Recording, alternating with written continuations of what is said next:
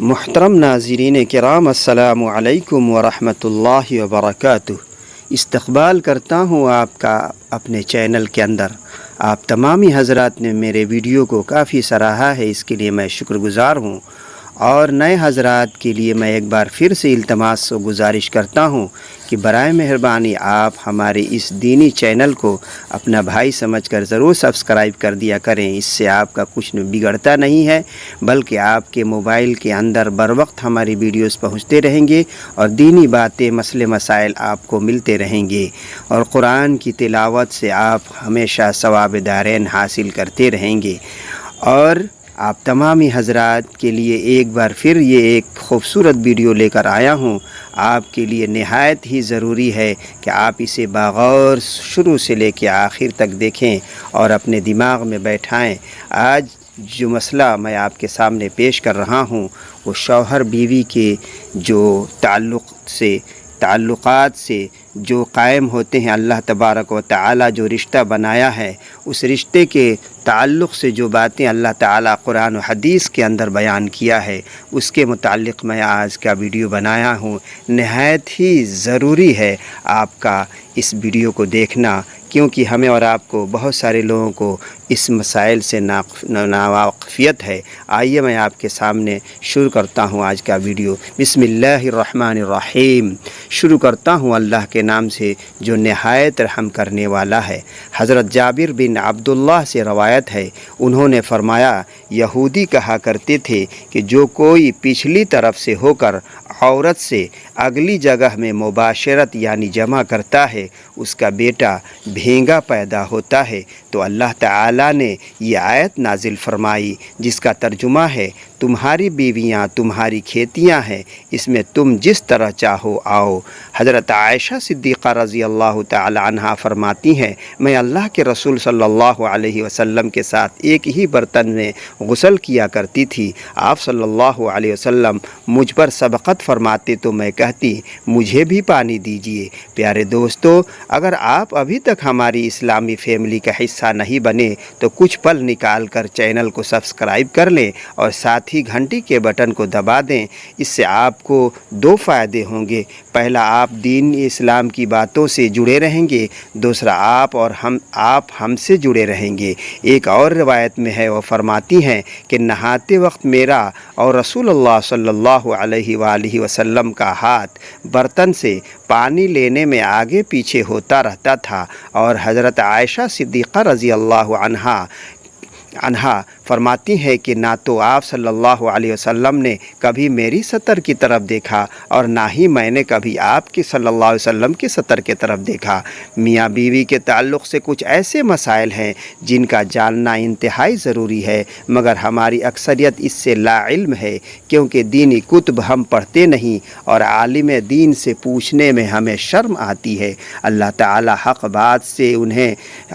بات سے نہیں شرماتا، اور حق بات جو قرآن مجید میں کھول کر بیان کیا گیا ہے، میاں بیوی ایک ہی ساتھ غسل کر سکتے ہیں، ان کے لیے ایک دوسرے کے سارے بدن کو دیکھنا جائز ہے، شرعاً ممانعت نہیں، البتہ شرمگاہ کی طرف دیکھنا خلاف ادب ہے اور ناپسندیدہ عمل ہے۔ خاص جمعہ کے وقت بات کرنا مکروہ ہے، اس سے پیچھے کے توتلے ہونے کا خطرہ ہے۔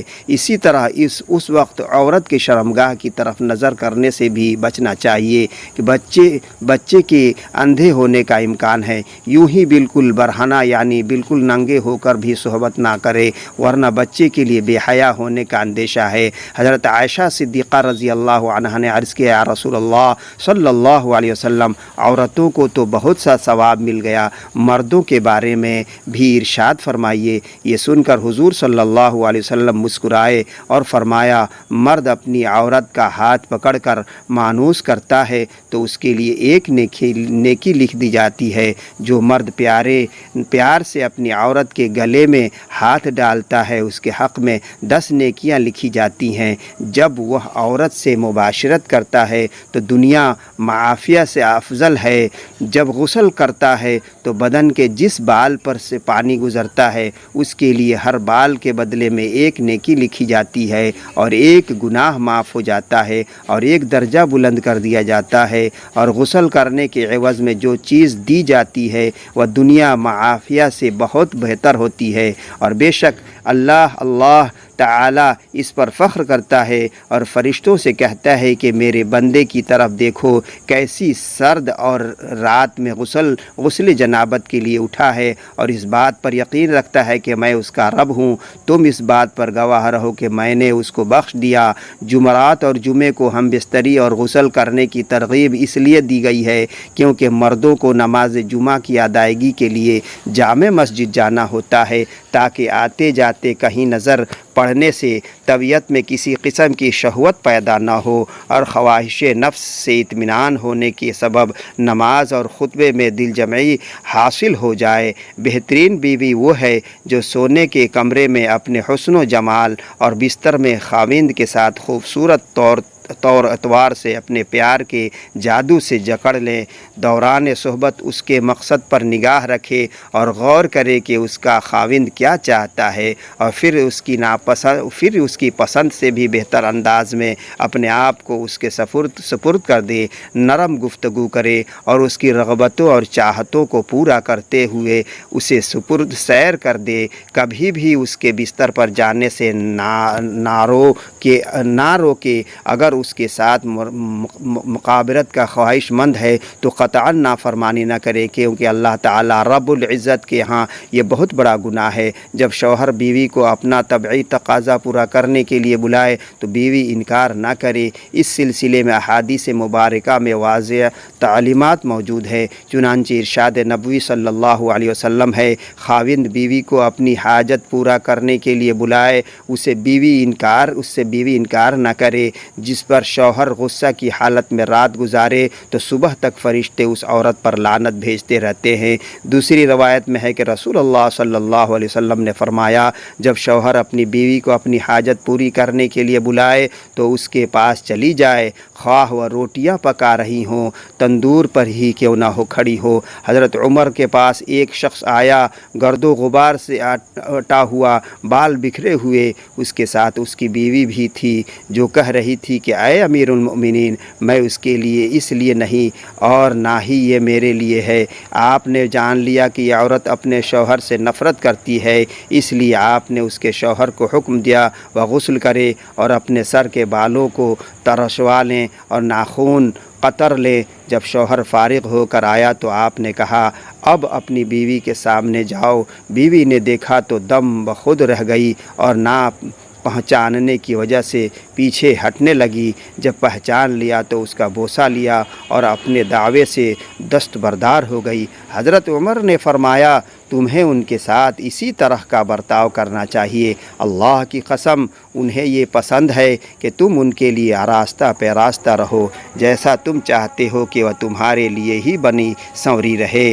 حضرت سیدنا امام غزالی رحمۃ اللہ علیہ فرماتے ہیں، جمع یعنی صحبت کرنا جنت کی لذتوں میں سے ایک لذت ہے۔ حضرت سیدنا جنید بغدادی فرماتے ہیں، انسان کو جمع کی ایسی ہی ضرورت ہے جیسے کہ کھانے کی غذا کی۔ حضرت نبی صلی اللہ علیہ وسلم کے مرد کا اپنی بیوی کے ساتھ اکٹھے ایک ہی بستر میں سونا افضل ہے، اس لیے کہ مقصد ہم بستری کرنا نہیں بلکہ مقصد بیوی کے دل میں خوشی پیدا کرنا ہے۔ بیوی کے دل کو خوش کرنے کے لیے ایام کے دنوں میں بھی اس کے قریب ہونا چاہیے، گویا انبیاء علیہ السلام کی سنت مبارکہ ہے۔ مسند احمد میں ہے، سیدنا عبداللہ بن عباس روایت کرتے ہیں، نبی کریم صلی اللہ علیہ وسلم نے فرمایا، جو آدمی اپنی بیوی کے ساتھ پاس آنے سے پہلے یہ دعا پڑھتا ہے، ترجمہ، اللہ کے نام کے ساتھ، اے اللہ مجھے بھی شیطان سے بچا اور اس اولاد کو بھی شیطان سے محفوظ رکھ جو تو مجھے عطا کرے گا۔ اگر میاں بیوی کے اس تعلق میں اولاد کا فیصلہ کر دیا گیا تو شیطان کبھی بھی اس کو نقصان نہیں پہنچا سکے گا۔ فقہا میں فرمایا ہے کہ شوہر اپنی بیوی کی مرضی کے بغیر زیادہ سے زیادہ 4 ماہ کی مدت تک اس سے دور رہ سکتا ہے۔ میاں بیوی کا اکٹھے غسل کرنا، ایک دوسرے کے सतर यानी शर्मगाह को देखना गुनाह नहीं, लेकिन ना देखना बेहतर है, क्योंकि शर्मगाह देखने से नज़र कमज़ोर होती है और नसियान यानी भूलने का मर्ज़ भी पैदा हो जाता है।